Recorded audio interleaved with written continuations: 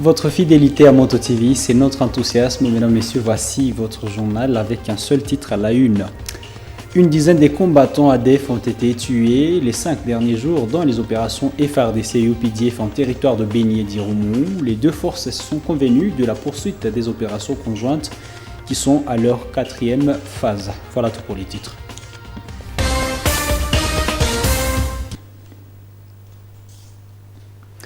Mesdames, Messieurs, bienvenue dans l'intégralité de cette édition du journal. Je l'ai dit dans le titre, les forces de la coalition de l'armée congolaise et ougandaise poursuivent les opérations contre les rebelles des forces démocratiques alliées ADF en territoire de Béni et d'Iroumou. Une dizaine de ces combattants ont été tués les 5 derniers jours et leurs armes récupérées.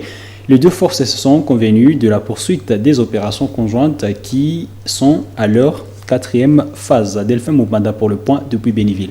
Au moins 11 rebelles de l'ADF ont été neutralisés au cours des affrontements survenus dans les territoires de Béni et d'Iroumou. Au cours des affrontements du 27 février à Moalika, 8 combattants ADF ont été neutralisés et 9 autres capturés par les forces de la coalition FARDC et UPDF. Elles ont aussi récupéré des armes et munitions de guerre et des appareils de communication. 4 éléments des forces loyalistes ont été aussi blessés, affirme le lieutenant-colonel Makazoukai, porte-parole de ces opérations. Peu avant, 3 autres assaillants étaient neutralisés la semaine dernière. C'était au cours des combats dans la même entité et à Tokomeka, province d'Ituri. Depuis une année, les FARDC et UPDF mènent continuellement des opérations contre les rebelles ADF sur le sol congolais. Ils se sont de nouveau rencontrés dans la ville ougandaise de Fort Tapotai du 17 au 20 février. Il s'agissait de passer à revue ces opérations qui sont à la 4e phase. Les deux forces ont constaté que les rebelles ADF constituent encore une menace transfrontalière entre la RDC et l'Ouganda, mais elles se félicitent des avancées significatives et aboutit à la destruction de plusieurs bases rebelles dans les territoires d'Iroumou et de Béni.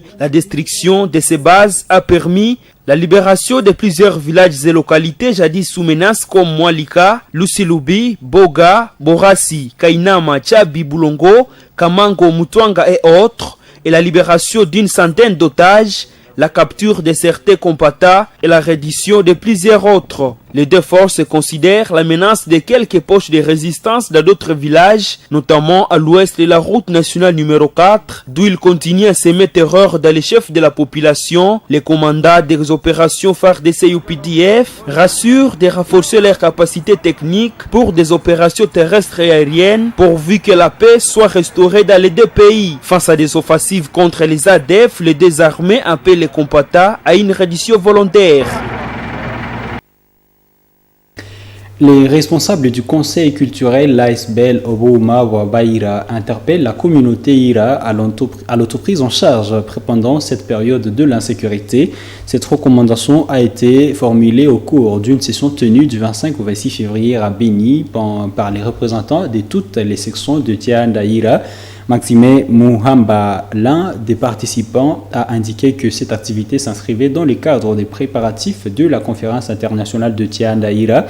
Le vice-président du Tiandaïra Boutembo indique tout de même que pendant les 2 jours, il était question de présenter les rapports du Tiandaïra par section et donner des recommandations à l'issue de celle-ci. Maxime Mouhamba, vice-président du Tiandaïra Boutembo, dans ce propos recueilli par Gérard Mourifou.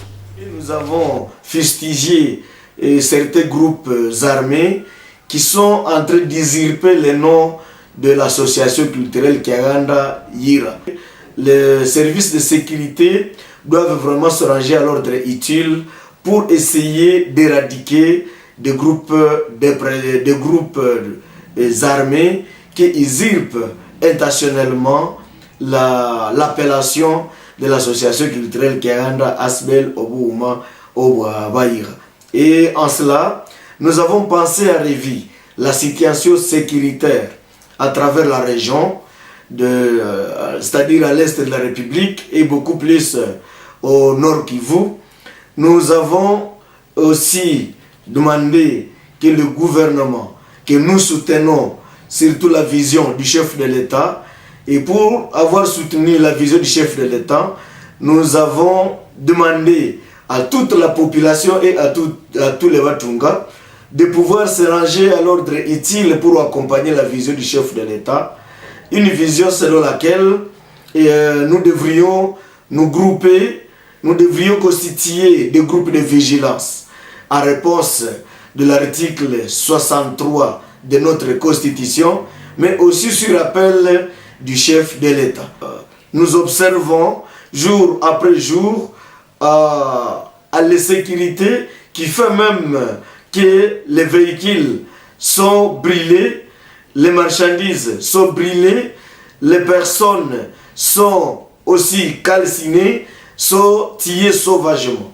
Et donc pour cela, l'association culturelle Kiaganda Asbel Obouma Oboabaïra a aussi demandé aux jeunes diplômés et aux universitaires de pouvoir aussi se regrouper et se constituer pour déjà commencer à préparer la riposte contre l'arrivée de M23 qui agresse notre pays sous l'égide de Paul Kagame du pays, sous l'égide du Rwanda. Ce mercredi 1er mars 2023, cela fera exactement 3 ans depuis que la Moto TV a lancé son programme en ville de Butembo. 3 ans durant, la Moto TV essaye tant soit peu de servir ses téléspectateurs et tous ses clients dans l'impartialité. C'est que certains téléspectateurs de Moto TV ont affirmé ce mardi 28 février, la veille de ce grand jour d'anniversaire. Pour la plupart de ces téléspectateurs, Moto TV, à travers son programme, contribue à leur épanouissement. Nous vous convions de le suivre dans ce propos recueilli par Delphin Voya et Nelly Mwengichal. Travaillons avec Moto TV. J'espère que dans ces 3 ans, nous sommes partenaires en direct de la Moto TV.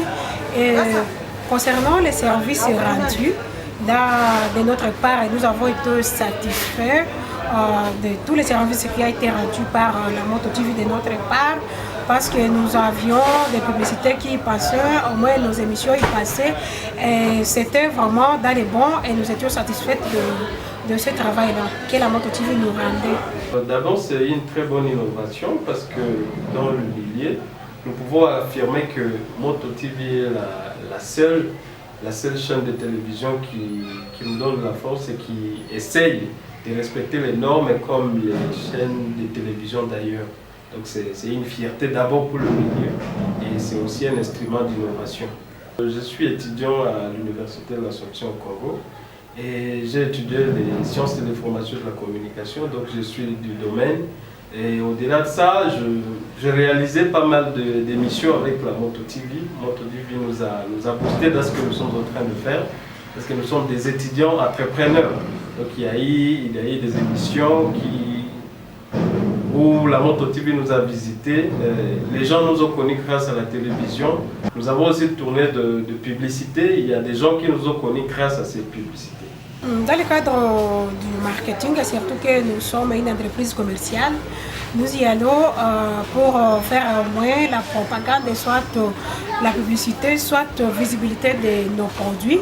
Maintenant, à travers au moins cette télévision, dont Moto TV, qui nous rendait ces services, nous avions eu quand même au moins quelques téléspectateurs, donc ceux qui suivaient ou soit ceux qui nous trouvaient au moins à la Moto TV, se rendaient au supermarché pour vérifier quelques des produits auxquels on a parlé à la Moto TV. Et de notre part, ça a été vraiment un atout, ça a été au moins un aspect positif que nous avons pu enregistrer au niveau de cette télévision. La Moto TV est la seule télévision que j'ai connue, la première ici à Butembo, et la seule d'ailleurs avec laquelle je travaille en tant que partenaire dans le cadre professionnel avec Annette Kivu. Et c'est une télévision que j'aime et dont j'apprécie vraiment les qualités, surtout le courage de leurs membres sur terrain quand il s'agit de recueillir des informations et la recherche des partenariats. C'est vraiment une télévision fiable que j'aime et j'encourage. Je suis heureux d'apprendre que 3 ans d'existence, c'est vraiment enchanté. Je leur souhaite courage et qu'ils continuent avec ce même élan, qu'ils ne changent pas de qualité. Cette qualité qui fait que nous soyons aussi fiers d'être leurs partenaires. Eh bien, joyeux anniversaire à nous, Moto TV. Et à présent, parlons sport. Mesdames, Messieurs, éliminatoire de la CAN Côte d'Ivoire 2023, en prélude de la rencontre entre la RDC et la Mauritanie. Le sélectionneur national Sébastien Desarbres a sorti une présélection de 42 joueurs ce mardi 28 février. Une liste sont les capitaines Marcel Tisserand. L'on note la convocation de Cédric Bakambu. Fiston Kalala Mayele, également appelé Grâce Buffon, nous présente la première liste de Desarbres dans ce récit. Le sélectionneur de la République démocratique du Congo a rendu public sa liste des 42 léopards présélectionnés pour affronter la Mauritanie en 3e et 4e journée des éliminatoires de la prochaine Coupe d'Afrique des Nations. 5 gardiens des buts, 13 défenseurs, 16 milieux de terrain figurent sur la liste de Sébastien Desarbres. Des joueurs locaux comme Saïd Ibagio, Ikoyo Iyembe, Mika Miché font partie de cette présélection.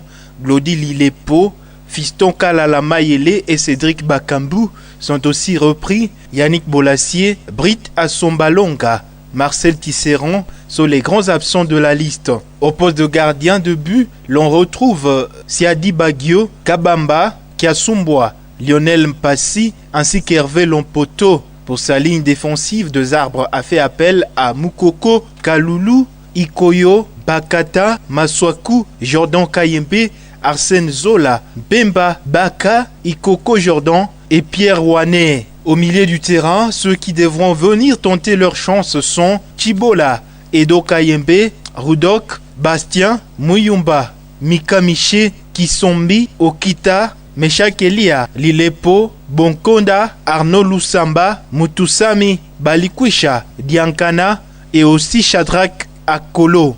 Pour l'attaque, Sébastien a présélectionné Bakambu, Fiston Mayele, Laura, Mouleka, Kantompa, Kakuta et enfin Yohan Wissa. La rencontre entre la RDC et la Mauritanie est prévue le 24 mars prochain.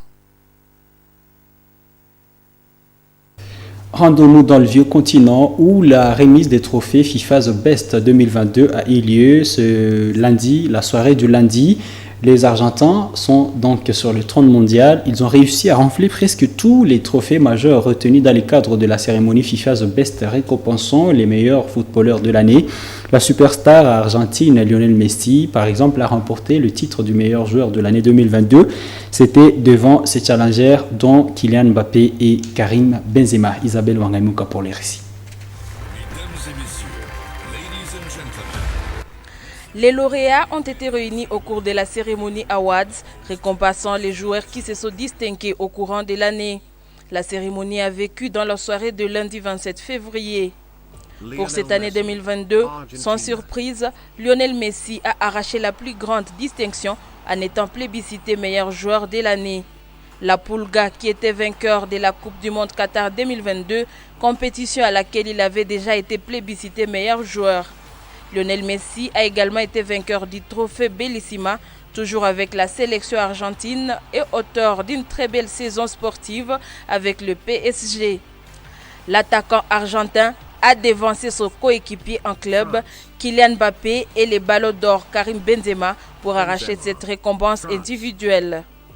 Dans d'autres distinctions de la soirée, le portier argentin Emiliano Martinez a été plébiscité meilleur gardien.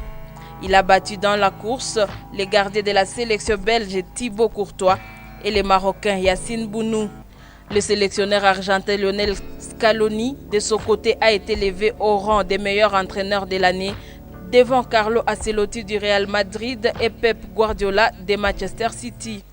Et les supporters argentins repartent avec la plébiscite des meilleurs fans du football en 2022. Le trophée qui aura échappé à l'Argentine est celui du prix Puskás, qui couronne les meilleurs buts décerné au Polonais Marcin Noleski grâce à son superbe but marqué lors des matchs des personnes vivant avec handicap. Il bat dans cette course le Brésilien Richarlison et le Français Dimitri Payet. Les seuls Africains retenus n'ont pas su franchir les top 5. Il s'agit de l'attaquant sénégalais Sadio Mané qui a terminé 6, le latéral droit marocain Ashraf Hakimi, 8e, et Mohamed Salah qui finit le 12e de cette course. Dans la catégorie féminine, sans surprise, la très habituée Alexia Putellas du FC Barcelone a encore été plébiscitée meilleure footballeuse de l'an 2022. Mary Epps de Manchester United, meilleure gardienne. Sarina Wigman, meilleure entraîneuse. Eh bien, c'est sur ces récits d'Isabelle Wangaïmouka que nous ponctuons cette édition du journal sur Moto TV. Tout le plaisir a été pour moi de vous présenter ce journal. Mesdames, Messieurs, avec vous, fêtons ensemble cet anniversaire de Moto TV. Au revoir.